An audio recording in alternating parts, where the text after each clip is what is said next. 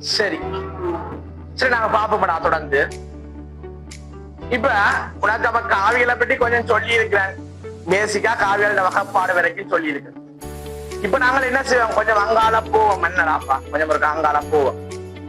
இப்ப அடுத்த கட்டம் நாங்கள் இந்த பார்க்க போறது அடிட்டேஷன் ஆஃப் வெக்டர்ஸ், அதாவது காவி கூட்டலை பார்ப்போம். இந்த காவி கூட்டல் என்றா என்ன? காவி கூட்டல் என்ன? காவி கூட்டல் என்ன? அப்ப ரெண்டு காவிகளை கூட்ட போறோம். இப்ப ரெண்டு காவிகளை என்ன செய்ய போறோம், நம்ம கூட்ட போறோம். பட் காவிகளை கூட்ட சும்மா கூட்டலப்பா ரெண்டு காவிகளை. ஏன்னா காவிகளுக்கு திசையும் இருக்குல்ல, அப்ப திசை கோயாரிக்கையும் பார்த்து கூட்ட வரும். அப்ப காவி கூட்டல் செய்யறதுக்கு எங்களுக்கு தேவைப்பட போற ஆட்கள் ஒன்று ட்ரையாங்குலர் லோ, ரெண்டாம் முக்கோண விதி. அதாவது ட்ரையாங்குலர் லோ என்ன காவிகளை கூட்டுறதுக்கு நாங்கள் முக்கோண விதியை பயன்படுத்த போறோம். அடுத்து பரலோகரம். என்னது பரலோகரம் சொன்னா எனது இணைகரம். அப்ப விசை இணைகர விதி இதே ஏழு இருக்கு. இது ஏழு விஷயம் பெறும். எல்லாம் எல்லா விஷயமும் பெறும். ஏழை தாண்டியும் பெறும், ஏழு விஷயங்களும் பெறும். சரியான இதுக்கு வெக்டர் அல்ஜிப்ராக்களுக்கு எல்லாம் அப்படி வரும். ஏழு விஷயங்களும் பெறும், ஏழை தாண்டின விஷயங்களும் பெறும். தெரிஞ்சுக்கொள். அப்படி பாக்க இப்ப நாங்கள் பார்க்க போறது addition of vectors, triangle and parallelogram law. triangle and parallelogram law. இப்ப முதலாவது பேர் இந்த triangle law சொன்னால வேற ஒரு போயாரில விசை முக்கோண தேற்றம். அதாவது விசை படியா பேர் முக்கோணம் முக்கோண விதி என்று போறோம். விசை முக்கோண விதி. இது என்னண்டாடாப்பா ஒரு கரெக்ஷனும் இல்ல. இது என்ன சாமான்னு சொன்னா, ஒரு முக்கோணத்தை ஃபார்ம் பண்ணி நாங்கள் என்னது விளைவுல பார்க்க போறோம். அவ்வளவுதான். எனக்கு ரெண்டு பேரை கூட்டேக்க ஒரு விடை ஒன்று வேறுபடாப்ப செண்டையும் மூண்டையும் கூட்டேக்க என்ன வரும், 5 பேர் மட்டும் சொல்றோம். அதே போல காவியல கூட்டேக்கே ஒரு விடை ஒன்று வரத்தானே வரும். அதைத்தான் சொல்றது விளைவு காவி. அப்ப கோளாரி அது என்ன பேர், அதுக்கு விளைவு காவி. காவிகளை கூட்டும் போது ஏதோ ஒரு பரப்படா, அந்த பரப்புறதுக்கு தான் ரிசல்டன் வெக்டர் விளைவு காவி. அப்ப ரெண்டு காவியலை கூட்ட போறோம். அப்ப இந்த கோளாரி இந்த விசை முக்கோண விதியை வச்சு கொண்டு என்ன செய்யறது, விளைவு காண்றது. அவ்வளவுதான். நம்ம ரெண்டு பேரை கூட்டினா என்ன வேறுபடா, அப்ப விளைவு வேற அவ்வளவுதான். இப்ப விளைவு காண்றதுக்கு பயன்படுத்த போறோம் அந்த விசை முக்கோண விதி, அல்லது போனா விசை இணைகர விதி. விசை இணைகிறது பரலோகரம் லோ. என்ன அதாவது இப்ப இத விசை முக்கோண விதி என்று சொல்லி போட்டேனாப்பா. ஆனா உண்மையா இத போட வேண்டியது காவி முக்கோண விதி.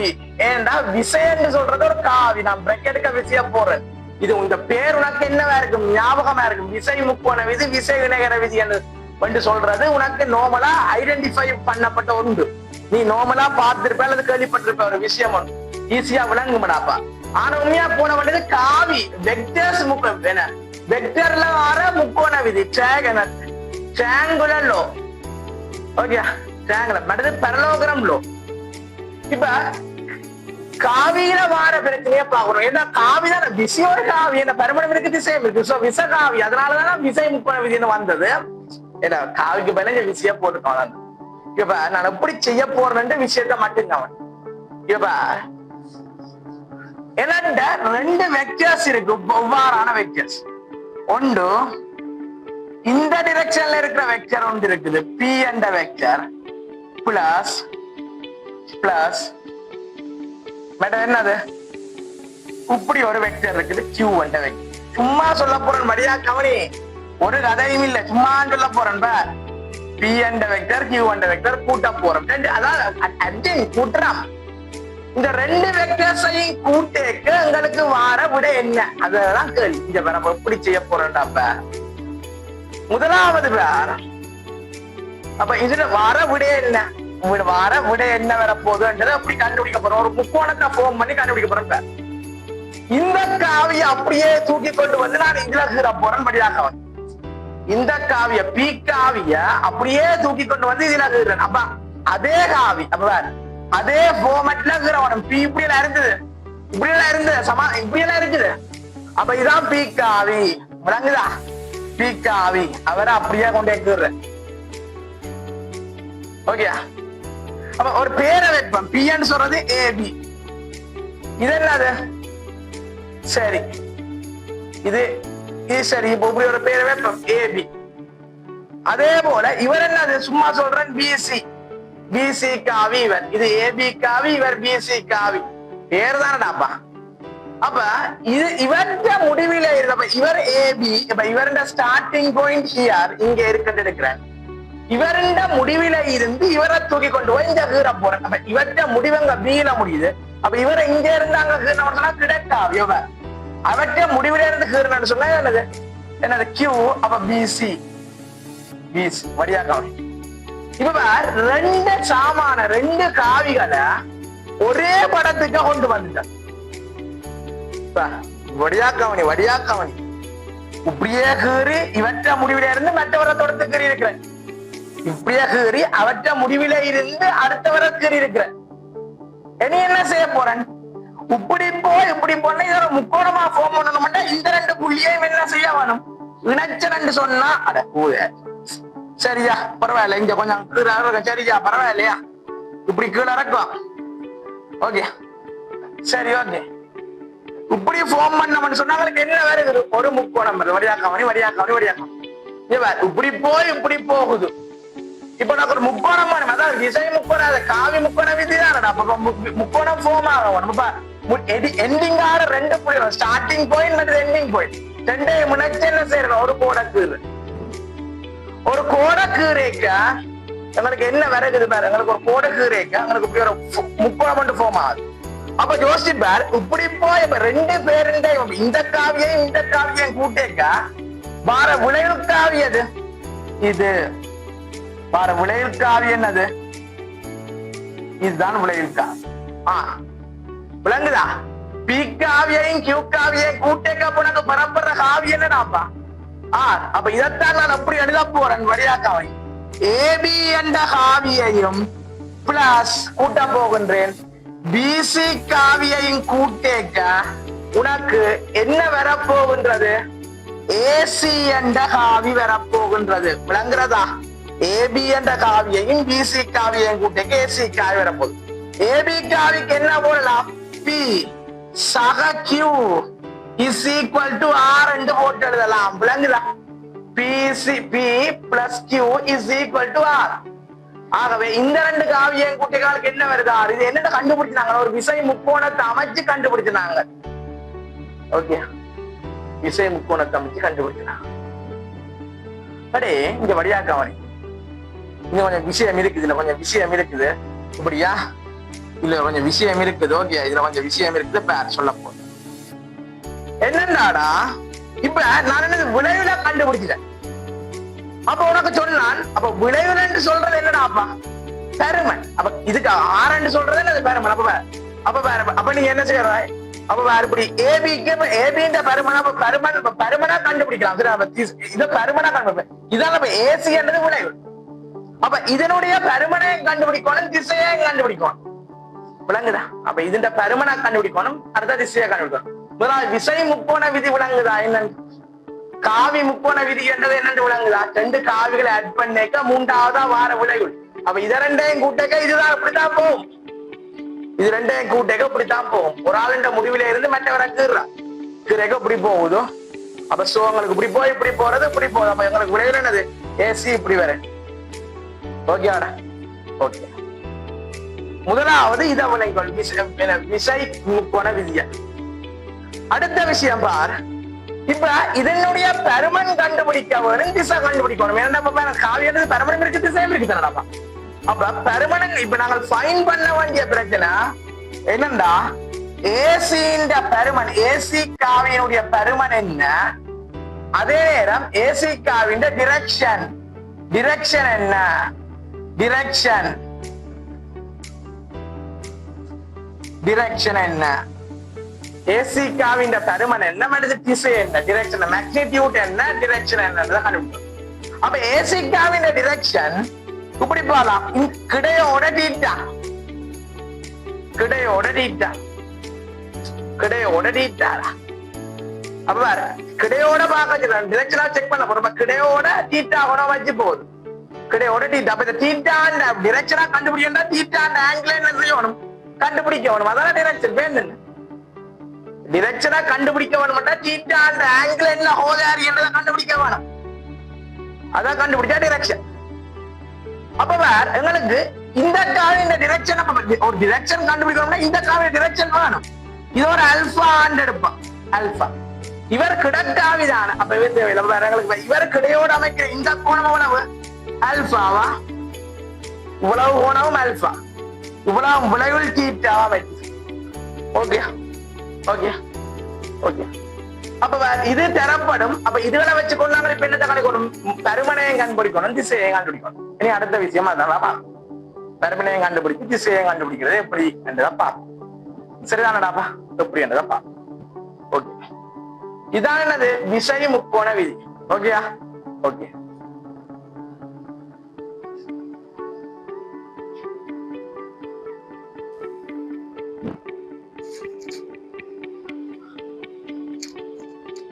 சரிடாப்பா, நாங்க அங்க தொடர்ந்து பார்ப்போம் என்ன விஷயங்கள் சொல்லி அங்க தொடர்ந்து விஷயத்துக்கு பார்ப்போம். சரிதானடாப்பா?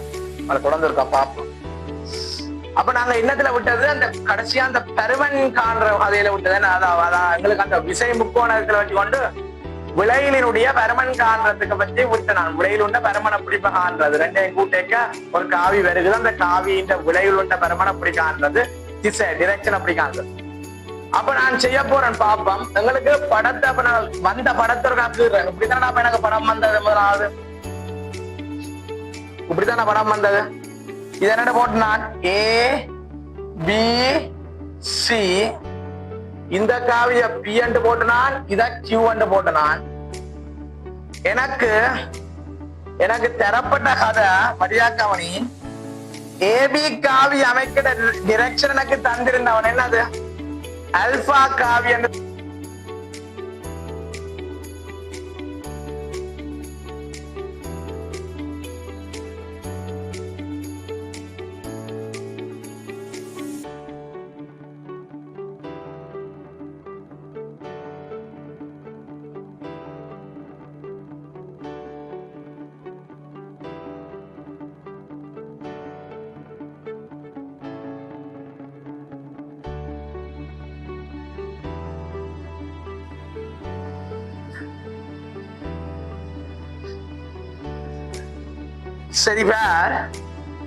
சரி பேரடாப்பா, இங்க நான் இப்ப காண வேண்டியது பி, இது பி காவி, இது கியூ காவி, ஆர். அப்ப என்ன செய்யணும்? ஆர காண வேணும்.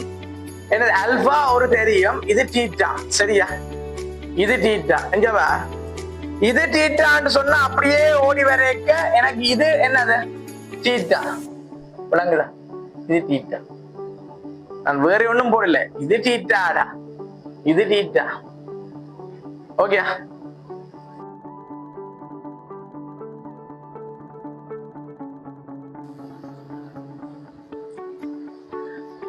சரிடாப்பா, இங்க அப்ப உனக்கு திரிகோண கணிதத்துல ஒரு ரூல் ஒன்று இருக்குது, கொசைன் ரூல். அந்த கொசைன் ரூலை வச்சு நான் இப்ப ஆறுண்ட பருமனுக்கான கோவை எழுத போறேன். மடியாக்கம் எப்படி ஆறுண்ட பருமனுக்கான கோவை எழுத போறேன்டா, எனக்கு ஆறு தானே வேணும். அப்ப ஆர் வர்க்கம் ஆட்ட பருமன் வேணும். இவர் ஆர் வர்க்கம் சமன் மற்ற என்னது பி வர்க்கம் சக கியூ வர்க்கம் சய 2pq. இதுவரைக்கு எதிராக இருக்கிற கோணம் என்னது? பி வர்க்கம் சக கியூ வர்க்கம் என்னது 2pq. இவருக்கு எதிராக இருக்கிற கோணம் என்னது? பை சய அல்பா. சோ கோஸ் பை சய அல்பா. ஓகே. அப்ப இதுல இருந்து பார், பி வர்க்கம் சக கியூ வர்க்கம் என்ன வரப்போகுது? -2pq cos பை சை அல்பா. எத்தனையாம் கால் வட்டம்? பையில இருந்து கணிக்கிறது ரெண்டாம் கால் வட்டத்துக்கு கணிக்குது. ரெண்டாம் கால் வட்டம். அப்ப cos பை சை அல்பான்னு சொல்றது என்னது? -cos alpha. இது தெரியாமடாப்பா. cos பை சை அல்பான்னு சொல்றது என்னடாப்பா? ரெண்டாம் கால் வட்டத்துக்கு யாருக்கு பிளஸ்? சைனுக்கு பிளஸ். இது திரிகோணம் பாருங்க, அவசரப்படாத. வேற அதுவும் சொல்லித்தாரு. அது என்ன திரிகோணாணி தம்படா, அதுவும் பெரும் பொருவார். Minus கொஸ் alpha. அப்படி பார்த்தா என்ன வர போகுது? பி வர்க்கம் சக கியூ வர்க்கம் சக 2pq கொஸ் ஆல்பா. விளங்குதே? ஆர் வர்க்கம். So R is equal to root of என்ன வர போகுது? பி வர்க்கம் சக கியூ வர்க்கம் சக 2pq கொஸ் ஆல்பா. இதுதான்டாப்பா இந்த ரிசல்டன் விளைவுகள பெருமனுக்கான சமன்பாடு. விளையினுடைய பெருமனுக்கான சமன்பாடு. அப்ப என்ன எழுதலாம்? வடிவாக்கவனி இதுல எழுதி காட்டுறேன். எப்படி எழுத போறேன்னு சொன்னா ஏசி என்று சொல்லப்படுற vector AC is equal to R. ഇതിന്റെ പരുമൻ എന്നത് മൊട്ട് ഓഫ് എസിന്റെ പരുമൻ is equal to mod of എസിയുടെ പരുമൻ ഇസ് ഈക്വൽ ടു മൊട്ടാർ. ഇത് മൊട്ടാറുടെ വാല്യൂ താൻ ഇവർ. മൊട്ടാറുടെ വാല്യൂ താൻ പരുമൻ താൻ ഇവർ താൻ മൊട്ടാറിന്റെ പരുമനാக இருப்பார். AC is equal to modulus of R. modulus of R ന്റെ പരുമൻ தான் இது. அது நீளம்தான் அப்ப பருமன் இது. அப்ப இந்த தீட்டாவை அப்படி கணிக்க tan தீட்டா அப்படி கணிக்க போறேன். வடியாக்கவனி எழுதி காட்ட போறேன். வடியாக்கவனியா tan theta அப்படி கணிக்க போறேன். tan theta சரி பாப்போம். இதுல எழுதுறேன். அப்ப வேற tan theta எழுதுவாமா? tan theta சமன் tan theta இந்த கோணம். சரிடாப்பா. இது ஒரு செங்கோண முக்கோணி அமைப்பா. ஓகே, இங்க வேற அமைக்கிறேன். அமைச்சு தள்ளுறேன் ஒரு செங்கோண முக்கோணி. ஒரு செங்கோண முக்கோணில எனக்கு என்னது? tan theta சொல்றது இவ்வளவு நீளம். சி இது என்ன இருக்கு? என்ன Z எடுக்கிறேன். என்ன tan theta என்னது? CZ ஓவர் எதிர்பக்கத்தின் கீழ் அயல் பக்கம் AZ. விளங்குதா? CZ இவ்வளவு நீளத்தையும் எப்படி எழுதலாம்? யோசிக்கலாம். இவ்வளவு நீளத்தையும் எப்படி எழுதலாம்? எவ்வாறு எழுதலாம்? இவ்வளவு நீளத்தையும் எவ்வாறு எழுதலாம்? இது செங்கோணம். இத கொண்டு ஷிஃப்ட் பண்ணி இதுல இருக்கிற. அப்ப இந்த நீளமும் இந்த நீளமும் அப்படிப்பட்டது சமனான நீளங்கள். இது P அண்டு எனக்கு தெரியும். இது P அண்டு தெரியும் எனக்கு. ஓகே, இது P அண்டு தெரியும். தெரிஞ்சா யோசிப்பார். அப்ப எனக்கு இன்னொரு கோணம் பண்ண. இது P அண்டு எனக்கு தெரியும். இவர் P. ஓகே, எனக்கு இவ்வளவு நீளத்தை எடுக்கலாம். இந்த ஏ செட் முதலாம் சி செட்ல குழப்பமா இருந்தா சி செட்டை வச்சுக்கொண்டு ஏ செட் எடுப்பான். ஏ செட் இவ்வளவு நீளத்தையும் அப்படி காணலாம். இவ்வளவு நீளத்தையும் அப்ப பி இந்த ஒரு கூறாக்கப்பட்ட இது ஒன்று வேணுமாடா. அப்ப எனக்கு என்ன பி இந்த ஒரு கூறாக்கப்பட்ட இது ஒன்று வேணும். அப்ப இவ்வளவு அல்பா. சரிதானப்பா? இவ்வளவு அல்பா. அப்ப இவ்வளவு கோணம் என்னது? அல்பா. ஓகே, சரி முடிஞ்சது கதையா? இவ்வளவு கோணம் அல்பா. ஏன்னு சொல்லுவாப்பா. இது அல்பான்னு சொன்னா இது அல்பா. அப்ப பி கொஸ் அல்பா இவ்வளவு என்னது? பி கொஸ் அல்பா இவ்வளவு என்னது? B sine alpha. B sine alpha இதண்டா இதுவும் என்னது? B sine alpha. ஓகே, முடிஞ்சது. சி செட் என்னது? B sine alpha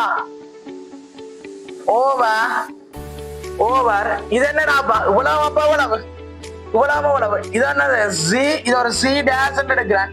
C dash இது கியூ. அப்ப என்னது? ஏ செட் என்னன்னு சொல்லுவேன்? கியூ சக பி கொஸ் அல்பா.